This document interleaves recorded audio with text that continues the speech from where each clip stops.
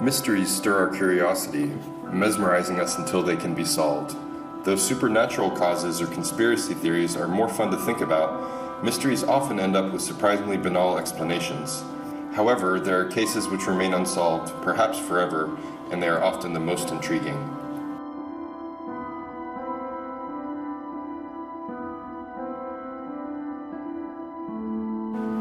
Known in Scotland as Amherst, the big grey man of Ben MacDhui is a cryptid, similar to the Yeti or Bigfoot. He is said to be found on Ben MacDhui, the largest peak in the Cairngorm Mountains, and it first became more than a local legend in 1889 when Professor Norman Colley allegedly saw it.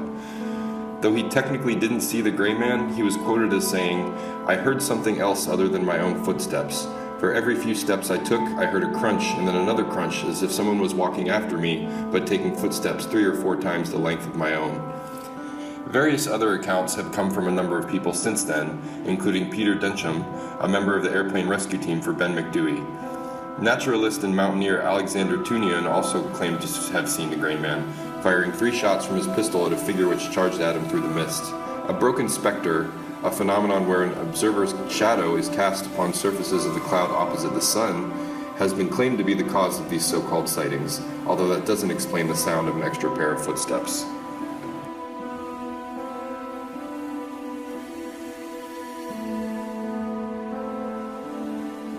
In the latter half of the 19th century, in a little town called Amherst in Nova Scotia, a woman named Esther Cox was beset by what she claimed were poltergeists.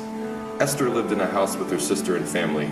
After Esther had been nearly killed by a male friend of hers who may have suffered a psychotic break, her house began to be haunted.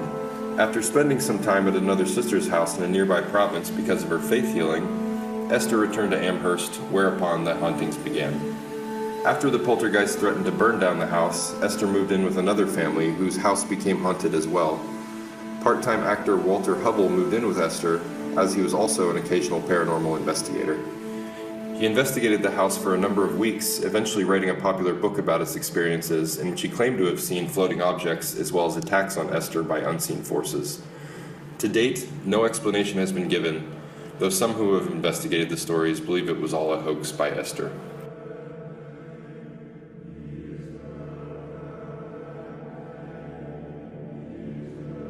Aurora is a sleepy town in Texas, just northwest of Dallas, but it has one rather large claim to fame. On April 19, 1897, a cigar-shaped flying object, which has been spotted a number of times in weeks prior, crashed near the village, killing its pilot. In addition, the local graveyard claims to have the corpse buried somewhere in its grounds, though they refuse to allow it to be exhumed. To make matters worse, the alien's burial site is no longer marked, as its gravestone was stolen in the 1970s, when the local legend entered the national consciousness and the media descended on the small town. The story goes that the UFO crashed into a windmill, exploding into a mass of little pieces, leaving the pilot's remains badly disfigured. The body was given a Christian burial, and the leftover debris were tossed into a local well. The most likely explanation is that a couple of drunks wanted to cover up the fact that they burned down a windmill, which was located on the town judge's land.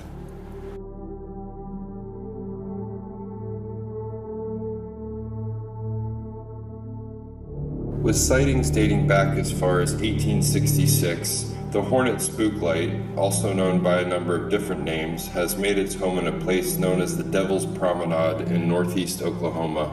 Normally said to be an orange ball of light which bobs along a 6.4-kilometer stretch of gravel road, legend says that it was first seen by Native Americans who walked the Trail of Tears.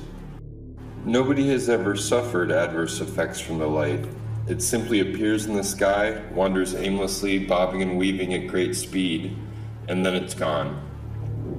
The most popular explanation is that the Hornet Spook Light is a will-o'-the-wisp, the name for the light given off when wood and other organic compounds decay, although the light given by that phenomenon isn't normally as bright. Another leading reason is rather simple. Scientists say that it may simply be refracted headlights of nearby drivers.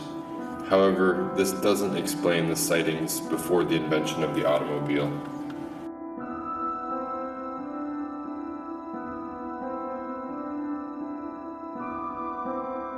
Angela Geli Raubal was a young woman who grew up in Germany in the early 20th century.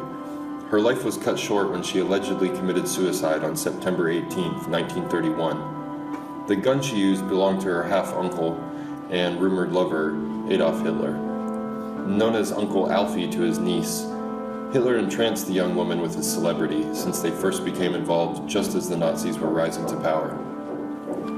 Raubal traveled with the Führer all over the countryside, eventually moving into Hitler's mansion in Munich as a housekeeper. During their time together, Hitler exalted his niece as a paragon for all Aryan women, though some didn't see her that way. One rival called her an empty-headed little slut who manipulated Hitler. Reports of the pair fighting the night before her death were said to have centered on Raubal's wish to travel to Vienna to get engaged to another man. After her suicide, Hitler's people put forth the explanation that Raubal had shot herself because she was nervous about an upcoming music recital, which was widely discredited. No note was ever discovered, and there were reported numerous injuries found on Raubal's body, including a broken nose. A firestorm of controversy erupted but was quickly silenced by the Nazis' political influence, as well as their threats of litigation. Nevertheless, rumors dogged Hitler for years that he had in fact murdered Raubal. A journalist who was investigating the circumstances surrounding her suicide was arrested by the Nazis just before he was to publish his findings. He was executed months later at Dachau. With that last death, any investigations into the truth of the matter were abandoned, and we may never know what truly happened to Geli Raubal.